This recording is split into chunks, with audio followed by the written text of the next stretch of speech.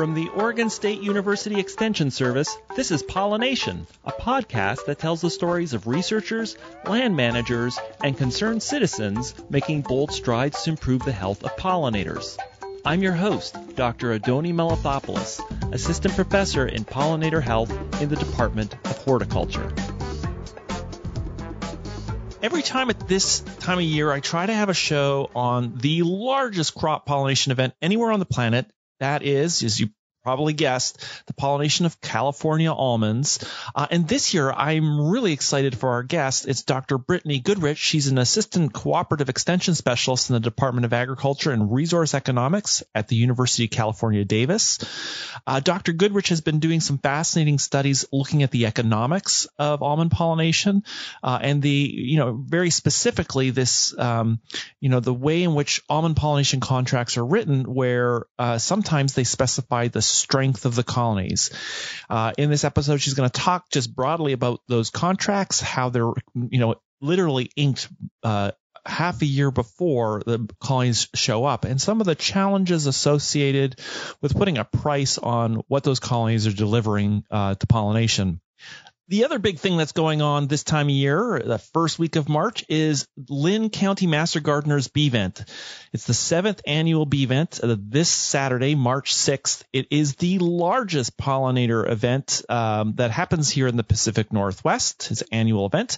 It's only $20. It's going to be online, so anybody from around the country can join in, and every person who's going to be presenting has been a guest on pollination. There's Jim Kane, who's going to be talking about how to help bees in your yard. Kathleen LaCroix, who talked, remember, about invasive mason bees and their impacts on native bee communities. August Jackson is going to be talking about the bees of the Willamette Valley. And we're going to have Lincoln Best from the Oregon Bee Atlas talking about some of the extremely cool bees our volunteers have found over the last couple of years. Okay. $20. That's all it is. It's virtual. Anybody from around the country can join in this Saturday, March 6th. Type in BEvent 2021 and you will find it, or go to the show notes and you will find a link to the registration page there. So without further ado, let's go down to California now and let's talk with Dr. Brittany Goodrich about almond pollination markets this week on Pollination.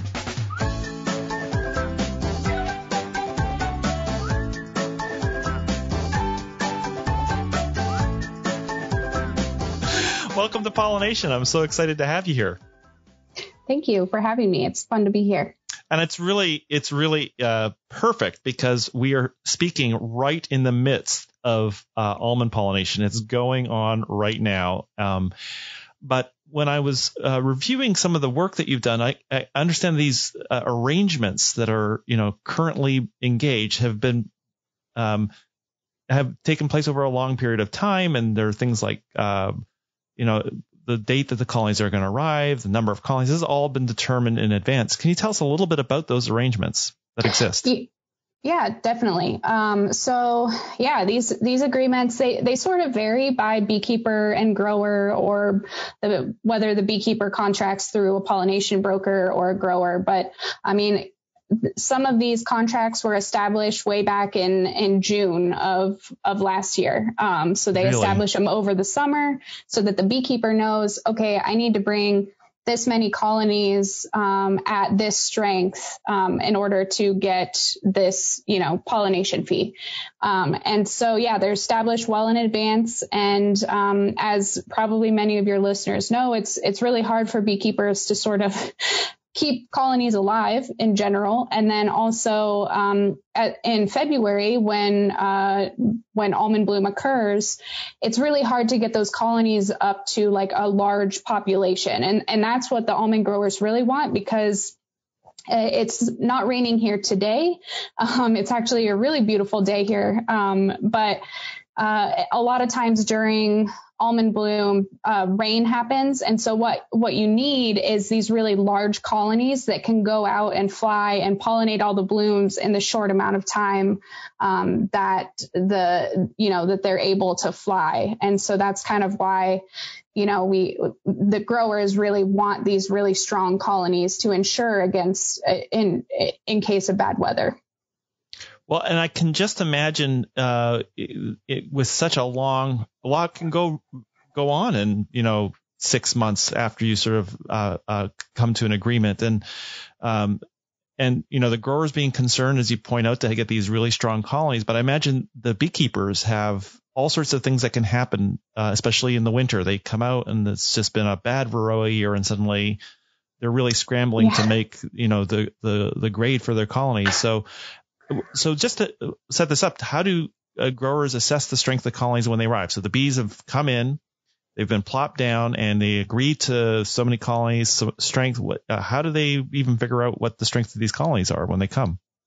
Yeah, so that's a really good question. And again, it's going to depend on, the pair of growers and beekeepers. So you can, as an almond grower, you can actually pay for what they call a colony strength inspection. So there are a number of third-party operations that are usually they're like retired beekeepers or something along those lines, and they'll actually come out and assess your colonies. So they inspect, a sample of the colonies. They're not going to inspect every single one, but they're going to inspect maybe like 10% of the colonies.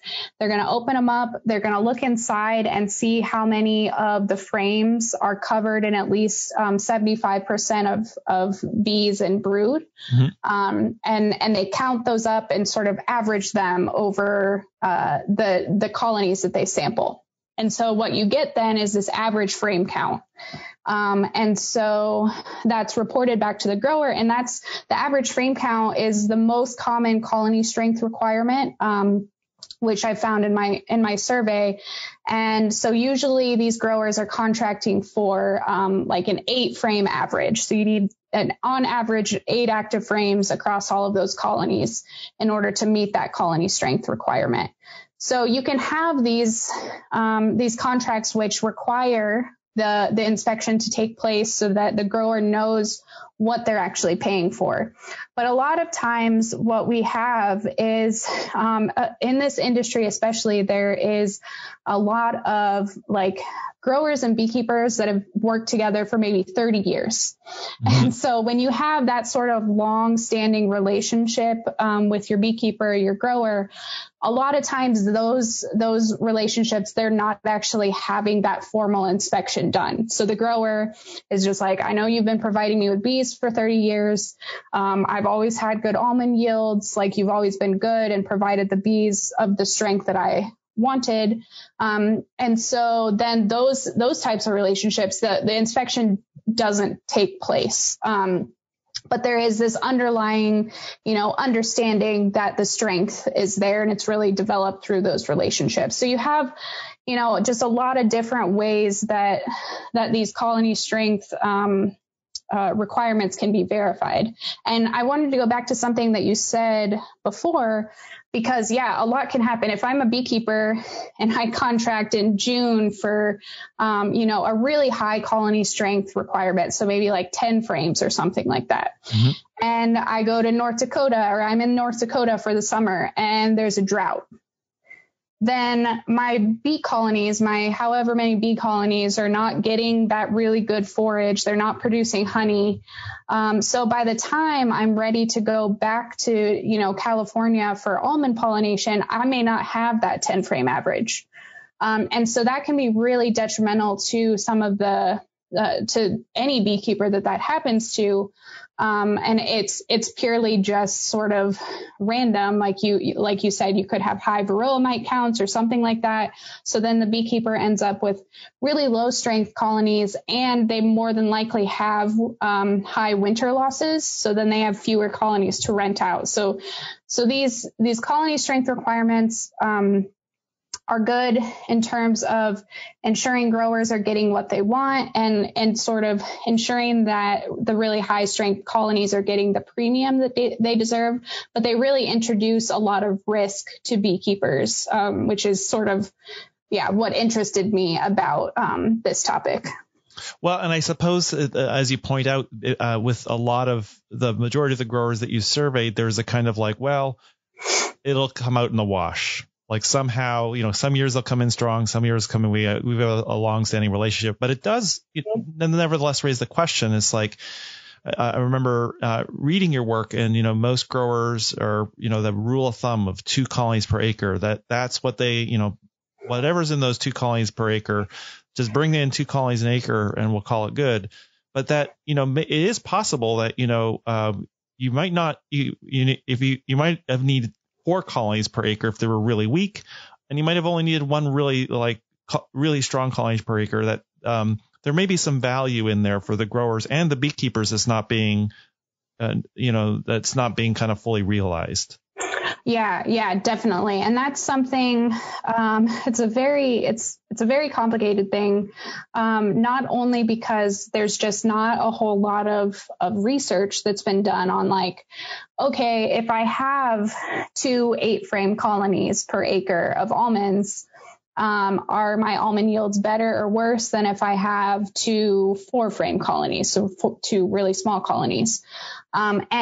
And it's hard to assess that, primarily because of, first of all, the scale of almonds. So, I mean, there's over 1 million bearing acres of almonds in California, and it's all concentrated in the Central Valley.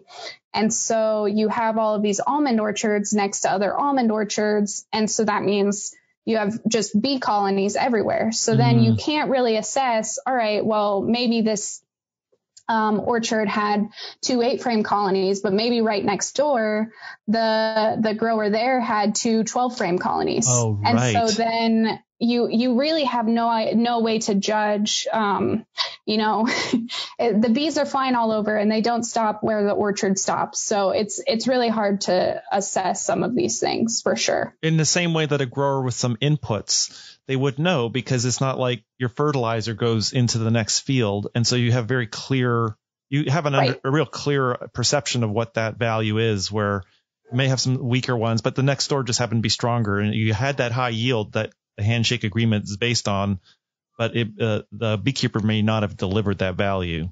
Right, yeah. Exactly. And so it's complicated from that respect. And then it's also complicated from an administrative standpoint. One of the things that I've looked into is crop insurance. And actually, I'm still trying to figure out what exactly crop insurance requires. I've literally talked to people at USDA, RMA, and crop insurance agents and everything. But it's sort of crop insurance, their requirements say that you're supposed to have 2 6-frame average colonies per acre for almonds in order to, if you have, let me take a step back here. Yeah. Most almond acres are insured with this USDA RMA crop insurance, so federal crop insurance. So I think it's like 83% of almond acres are insured. So in order to have that insurance, you have to make sure that you're following what they call good management practices or good farming practices. Otherwise, you don't qualify for the crop insurance. So if you have a claim, then you basically, they're like, all right, well, you didn't put any bee colonies out. So obviously your almond yields were not good. So we're not going to pay because you didn't pay for bee colonies. So they require this 2 colonies at a 6-frame average, sort of, but you can get around it by having like an expert, what they consider an agricultural expert. So like an extension agent or something say, this was enough colonies that should have gotten the adequate almond yield.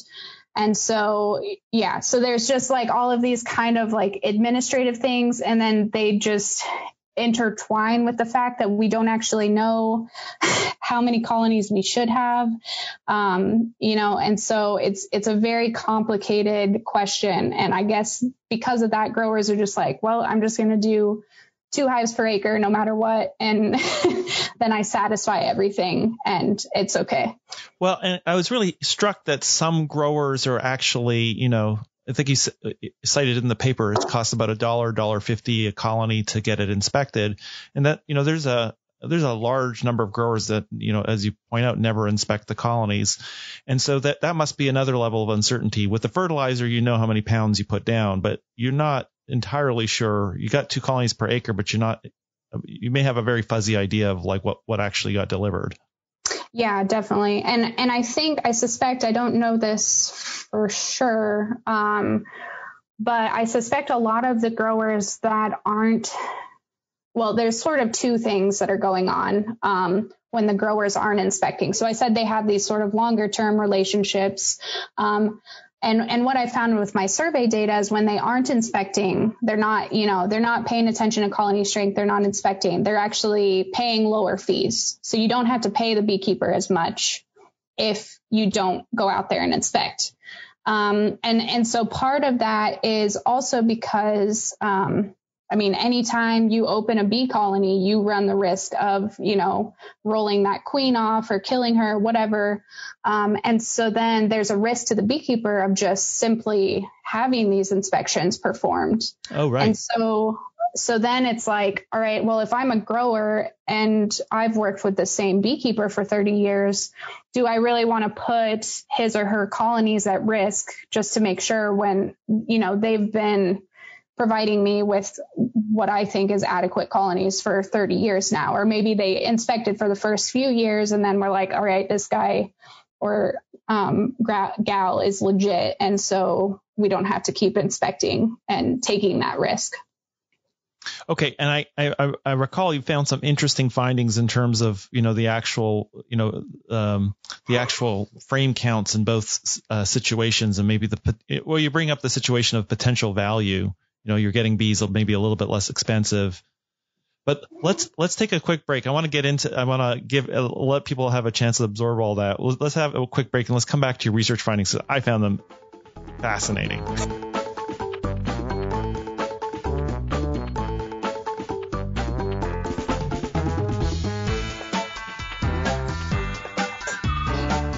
Okay, we're back. That was, I always love the breaks. They're always a fascinating conversation for me. And I guess coming back, I just want to set, so you were really interested and you've have a number of studies on this almond pollination market, which is the largest in the world.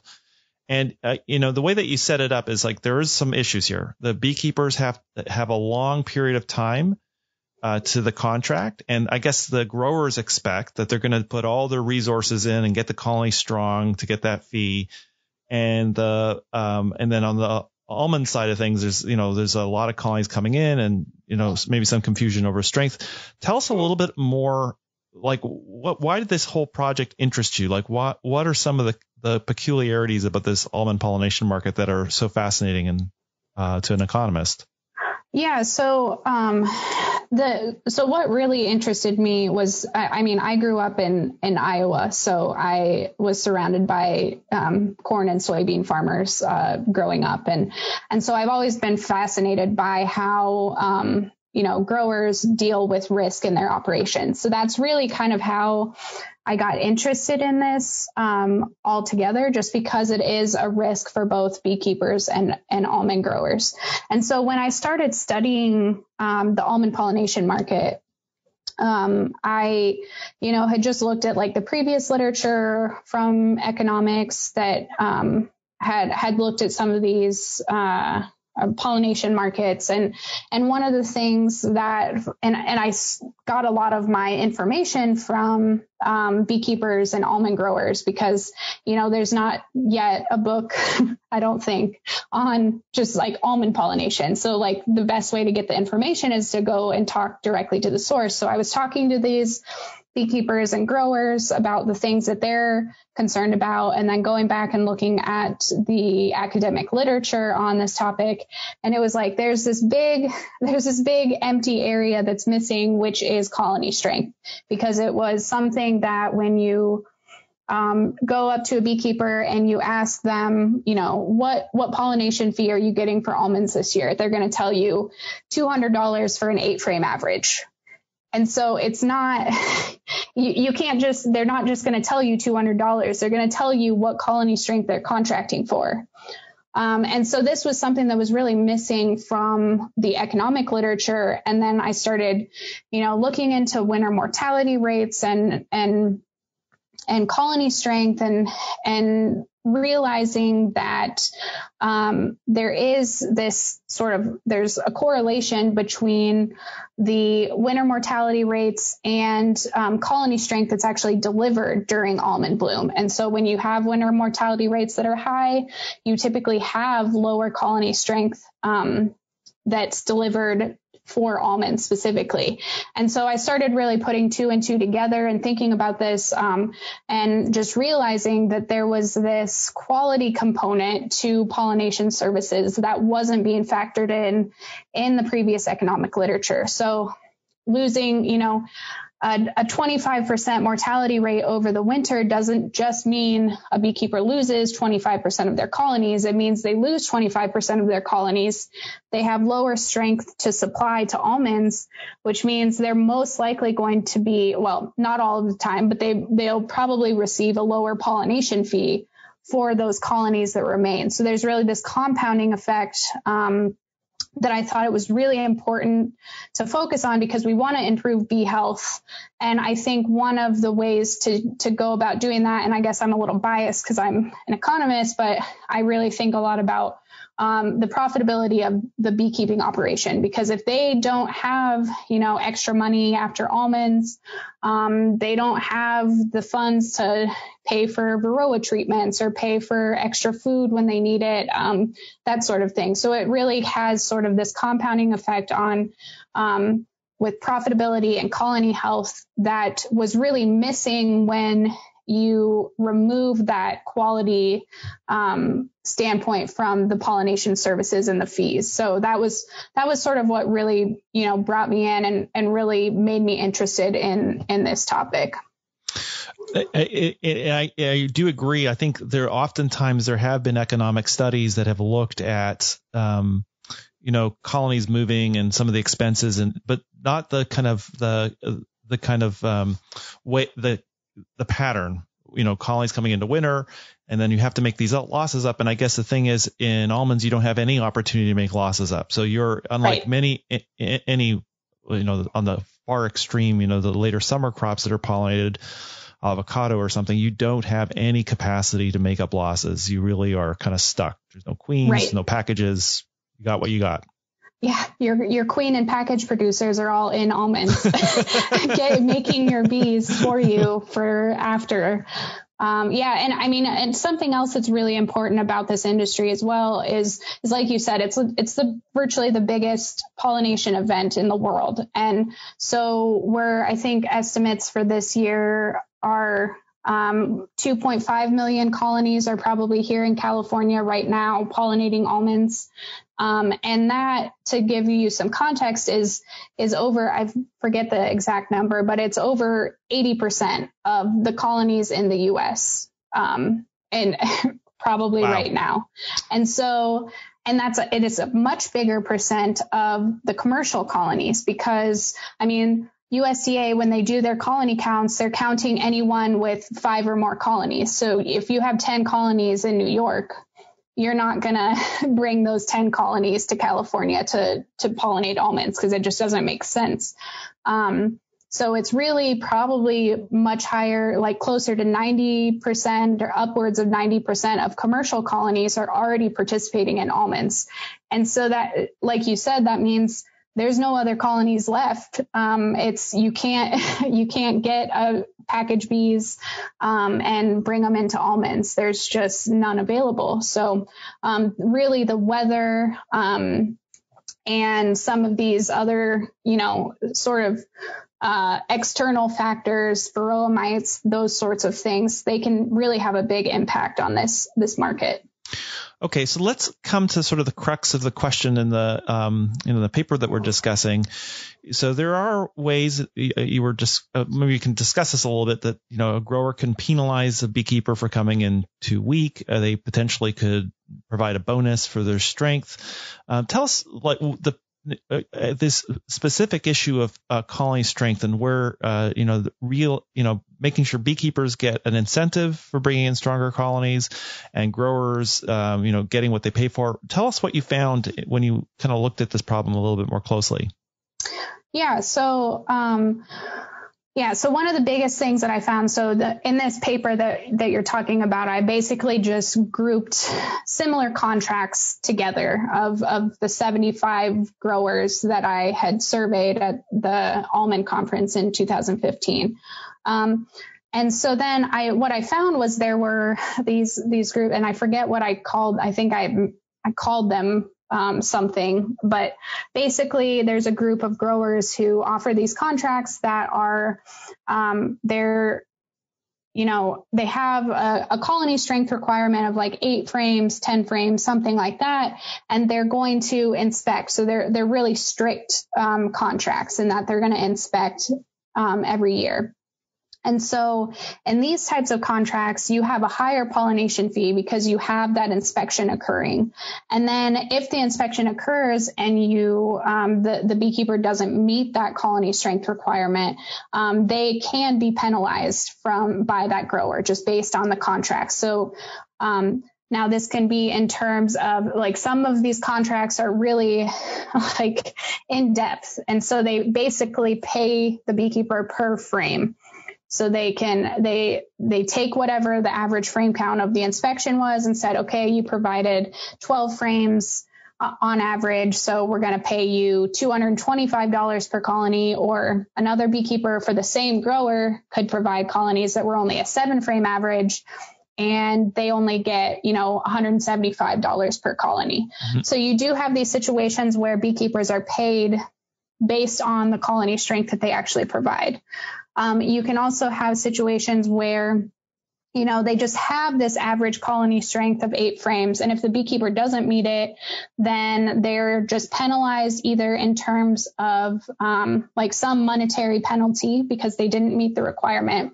And what I found through this survey was more often than not, I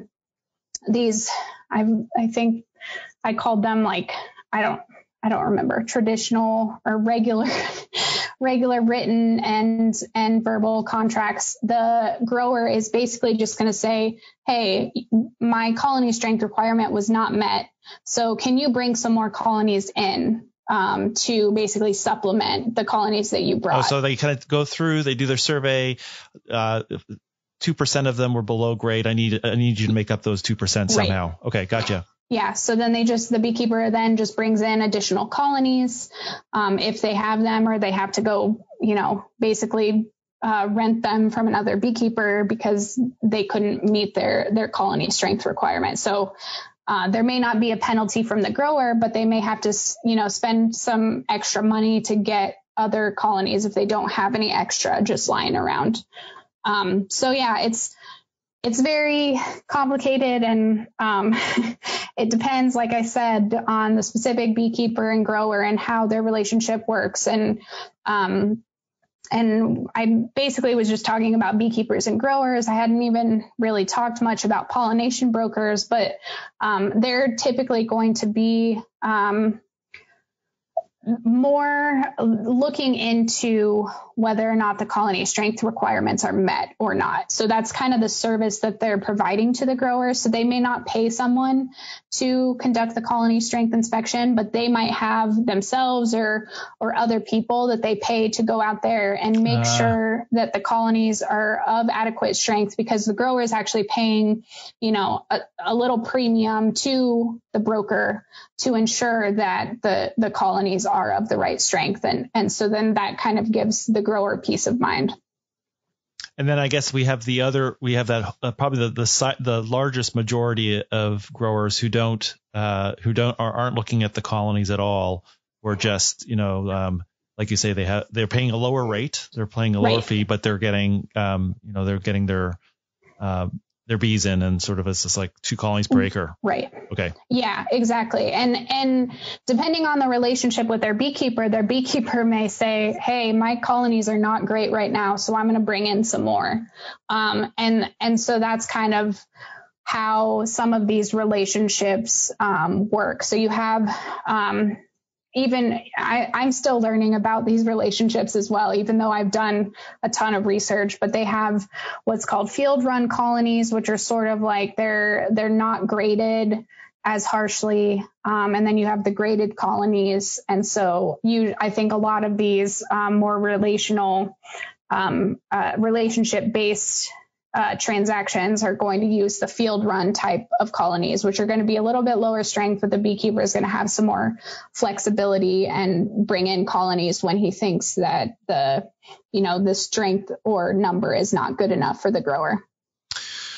Do you have any sense at this point, and this is going to take a little while to untangle, I imagine you've got a lot of work to do, but do you have any sense of whether this, the system is clearly working. People are getting paid, almonds are getting produced, but do you have any sense of where perhaps the imbalances might exist in this system? Or is there some value? Is somebody getting more value out of this relationship than others? Or from these various groups that you've looked at, is there anything that you can tell us in sort of your early findings? The one thing that came to mind, and I'm not sure if this is exactly answering your question or not, but it really goes back to the number of colonies that we're using per acre. And really, so up until, I don't know, the early 2000s, almond growers were paying very small, not very small, still higher than other crops, but they were paying maybe I think it was 8% of their total annual operating cost went to pollination services to pay for the colonies coming in. Which is kind of typical for most crops in the West. Okay. So, yeah. So then after colony collapse disorder or whatever happened, basically the almond pollination fees went up substantially, and now they're paying, somewhere around 20% of their annual operating costs in pollination fees. And so now we're getting to this point where we're using most of the colonies in the U.S. The growers are paying a lot of money for the colonies. And so now we're having growers that are really kind of scrutinizing these expenses, because especially this year, almond prices right now are very low. And so you have growers that just don't want to spend the, $200 per colony on their colonies for 2 per acre. And so I think that going forward, this is probably going to be something that's heavily researched and heavily assessed, because it's something that's such an unknown. How many colonies do we actually need? And something that's going to be really scrutinized just because it's such a big expense for almond growers now. And so I know that I have a project working that's hopefully going to look at some of these things. And I know that Dr. Elena Nino here at UC Davis also has some projects looking at just stocking densities in almonds. And so I think that that's an area where, there's a lot of unknowns. And really it's just an area that we sort of have to figure out a little bit more. Mm-hmm. And I guess some people think that, the beekeepers are going to be mad if the almond growers start using fewer than 2 hives per acre. But to me, it seems like the beekeeping industry is really under a lot of stress to provide the number of colonies that are currently required. And so it almost seems like maybe it wouldn't be such a bad thing if there was, a little less demand out there, so that beekeepers aren't, contracting all of their colonies and then having 30% losses and having to find and scramble and find those colonies elsewhere. Well, I guess especially if it's, and I guess this is, still, I like what you said at the beginning of the interview, this big gap between sort of field practices and the research. Mm-hmm. And that, it is possible that one strong colony per acre is as good as 4 weak ones. Who knows what that equation looks like? Yeah. And so then it becomes a question of do we use is a grower going to accept 4 small colonies per acre? And so I guess this kind of relies on some of cooperative extension and sort of doing some of this research and then getting the information out there. 4 small colonies per acre is fine. Or, 1 large colony per acre is fine. It doesn't have to be that hard set 2 colonies per acre. Fantastic. Well, thanks for taking us through this complicated picture. I'm looking forward to catching up with you in the future to learn more about this. But let's take a quick break now. We have our last segment we do with all our guests. I don't think we've ever had an economist answer these questions before. Oh, boy. I'm really curious. So let's take a quick break. We'll be back in just a second.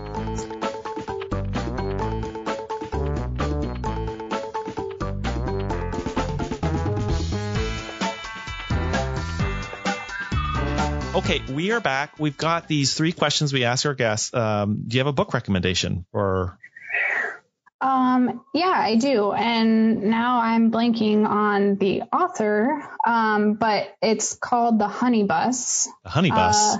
Yeah. And it's, the author, and I really wish I could remember her name. It's a woman, but it's a true story about this woman who basically has kind of a rough childhood, and she moves in with her grandparents who live in like Carmel Valley, California, I think. Really? And so then basically her grandpa keeps bees, and so she learns how to keep bees, and it really helps her through childhood. And what I really like about it is just that all of the bee facts are like, they're spot on. I feel like I assess a lot of like bee facts, especially like in children's books or whatever. If I'm like buying them for my friends' kids, I'm like, I want to make sure that they're getting the right bee facts there, and that a bumblebee isn't mixed up with a honeybee. And so it's very clear that she and her grandpa were very good beekeepers. And so it's really interesting to read.